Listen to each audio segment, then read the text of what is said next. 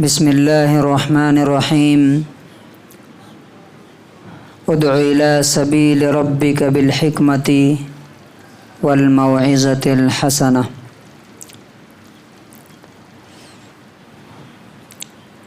اللہ کے اپنے رب کے راستے کی طرف بلاؤ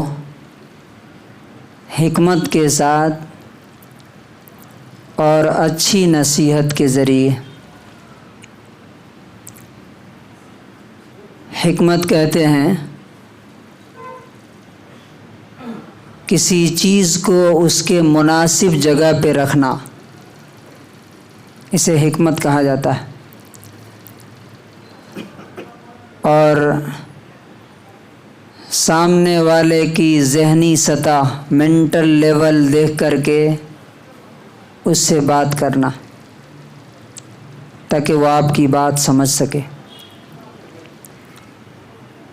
اب دوسری جو بات آئی ہے، دوسرا طریقہ ہے والموعظۃ الحسنہ، اپنے رب کے راستے کی طرف بلاؤ اچھی اور خوبصورت نصیحت کے ذریعے۔ موعظت کہتے ہیں اسپیچ، تقریر، اور حسنہ مطلب گڈ، اچھا۔ اس کا مطلب کیا ہے کہ آپ جب کسی کو سمجھا رہے ہیں تو آپ کا سمجھانا اچھا بھی ہو سکتا ہے اور برا بھی ہو سکتا ہے۔ تبھی تو اللہ تعالیٰ نے کہا کہ اچھے طریقے سے سمجھاؤ۔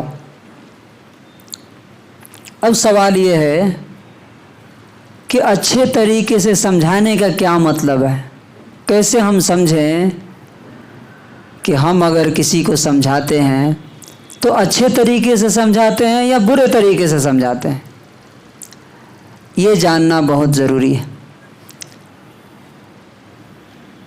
اللہ تعالیٰ نے قرآن کریم میں جہاں جہاں بھی اپنی بات کی ہے، دونوں چیزیں بیلنس رکھی ہیں۔ دو چیزیں انسان کے اندر ہوتی ہے، ایک ہوتا ہے نفع کی اور پروفٹ کی امید، اور دوسرا ہوتا ہے نقصان اور لاس سے بچنے کی فکر۔ یہ دو چیزیں انسان کے اندر داخل ہے کہ ہر آدمی کیا چاہتا ہے؟ نفع چاہتا ہے، پروفٹ چاہتا ہے، اور ہر آدمی کیا چاہتا ہے؟ نقصان سے بچے۔ تو اب دیکھیے، اگر آپ سورہ فاتحہ اٹھا کے دیکھیے، اس کے بعد سورہ بقرہ شروع میں، تو اللہ تعالیٰ نے جہاں بیان کیا کہ ایمان والے کامیاب ہیں، اس کے فوراً بعد بیان کیا کہ جو اللہ کی بات نہیں مانیں گے ان کے لیے بہت بڑا عذاب ہے۔ اس کا مطلب کیا ہے؟ دونوں چیزیں بیلنس ہونی چاہیے۔ اب عام طور سے ہوتا کیا ہے؟ ایک آدمی اللہ کی رحمت کو اتنا بڑھا چڑھا کے بیان کرتا ہے، اللہ بڑا رحیم ہے، بڑا رحیم ہے، بڑا رحیم ہے، وہ مسلسل سنتا رہتا ہے خالی یہی۔ نتیجہ کیا ہوتا ہے؟ اس کا دل ڈھیٹ ہو جاتا ہے، ارے اللہ اتنا رحیم ہے، آپ گناہ کرو، کیا فرق پڑتا ہے؟ اور دوسرا آدمی جو تقریر کرتا ہے ممبر پہ، اتنا اللہ سے ڈراتا ہے، اللہ ایسا ہے، ویسا ہے، بہت خطرناک ہے، ڈینجر ہے، سزا دینے والا، خالی وہ سزا کی بات کرتا ہے۔ تو وہ کیا کرتا ہے؟ وہ لوگوں کو اللہ کی رحمت سے مایوس کر دیتا ہے۔ یہ دونوں طریقے غلط ہیں۔ اب اس کو مثال سے سمجھیے۔ آپ کو کوئی شخص خالی مٹھائی کھلاتا رہے، شوگر دیتا رہے، شوگر دیتا رہے، شوگر دیتا رہے، تو کچھ دن کے بعد کیا ہو جائے گا؟ شوگر کے آپ پیشنٹ ہو جائیں گے، بیمار ہو جائیں گے۔ اور کوئی شخص خالی آپ کو مرچی کھلائے، روزانہ صبح شام آپ کو مرچی پیش کرے، تو کچھ دن کے بعد کیا ہو جائے گا؟ آپ کے جسم میں بہت سارے وٹامنس کی کمی ہو جائے گی اور آپ پھر بھی بیمار ہو جائیں گے۔ تو دونوں چیزیں ملا کر کے نہ اتنا میٹھا دے دے کہ شوگر کا بیمار ہو جائے، نہ اتنا کڑوا اور تیکھا کھلائے کہ انسان دوسری طرح کی بیماریوں کا شکار ہو جائے، ان دونوں کے بیچ میں ہے۔ اب آپ کو میں مثال سے بتاتا ہوں کہ موعظۃ الحسنہ کسے کہتے ہیں۔ حضرت رسول اللہ صلی اللہ علیہ وسلم کے پاس ایک شخص آیا، ربیعہ، مکے کا بہت بڑا سردار۔ مکے والوں نے کہا کہ جاؤ اس سے بات کرو، یہ روز روز کا جھگڑا ختم ہو جائے۔ آیا، نبی صلی اللہ علیہ وسلم کے پاس بیٹھ گیا، کہا کہ بھتیجے،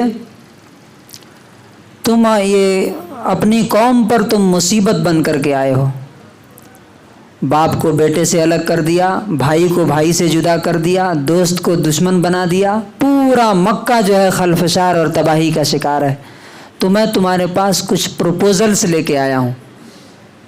تو کہا کہ بولیے چچا۔ تو کہا کہ دیکھو، جو تم کام کر رہے ہو، اگر اس سے تمہارا مقصد ہے کہ حکومت حاصل کرو، تو آج ہم تمہیں مکے کا گورنر چن لیتے ہیں، حاکم بنا دیتے ہیں۔ اس کا مطلب پیسہ کمانا ہے، تو کتنا پیسہ چاہیے بولو، ہم دینے کے لیے تیار ہیں۔ کسی لڑکی سے شادی کرنی ہے تو بتاؤ مکے کے کس گھرانے میں تم شادی کرنا چاہتے ہو، وہ بھی ہم کر دیں گے۔ اور لاسٹ میں معلوم کیا بولا؟ اگر تمہارا دماغ خراب ہے، کوئی جن بھوت تمہارے پاس آتا ہے یہ باتیں بتانے کے لیے، تو ہم اس کا علاج بھی کرا دیں گے اپنے پیسے سے۔ سوچئے، اگر آپ سے کوئی بات آ کے یہ باتیں آ کے کوئی بولے تو کیا فیلنگز ہوگی آپ کی، کیا ری ایکشنز ہوں گے آپ کے؟ کہیں گے کہ میرا دماغ نہیں خراب ہے، تو بوڑھا ہو گیا، تمہارا دماغ خراب ہے۔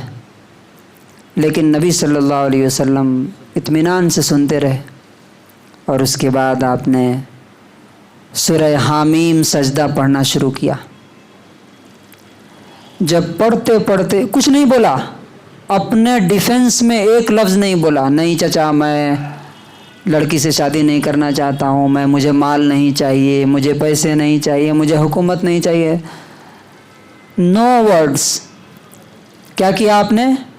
اعوذ باللہ من الشیطان الرجیم بسم اللہ الرحمن الرحیم پڑھ کے سورہ حامیم سجدہ پڑھنے لگے۔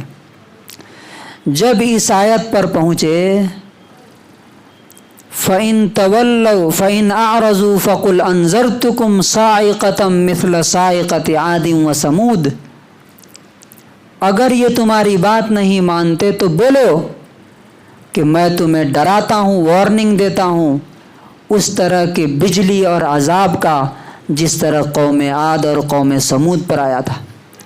جیسے ہی نبی صلی اللہ علیہ وسلم اس آیت پر پہنچے،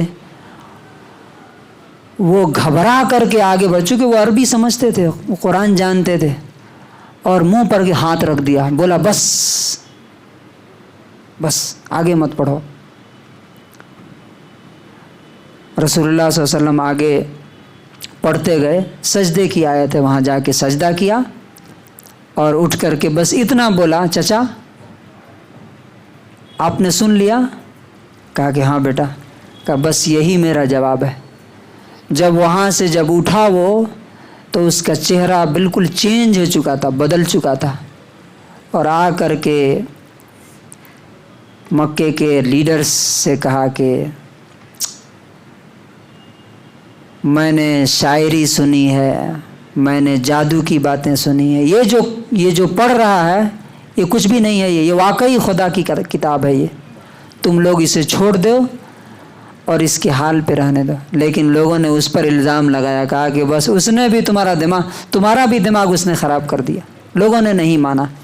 اس کو کہتے ہیں موعظہ حسنہ، کہ ایسی بات ہو کہ ایک طرف اللہ کی رحمت بھی بتائی جائے لوگوں کو، دوسری طرف اللہ کے عذاب سے بھی ڈرایا جائے۔ ورنہ کیا ہوگا؟ خالی رحمت بتائیں گے تو انسان ڈھیٹ ہو کے گناہ کرنے لگے گا، صرف عذاب بتائیں گے تو اللہ کی رحمت سے مایوس ہو جائے گا۔ اللہ تبارک و تعالی ہمیں بھی، کسی کو بھی نصیحت کرتے وقت موعظہ حسنہ، یعنی اچھی طرح نصیحت اور اچھی طرح سمجھانے کی توفیق نصیب فرمائے۔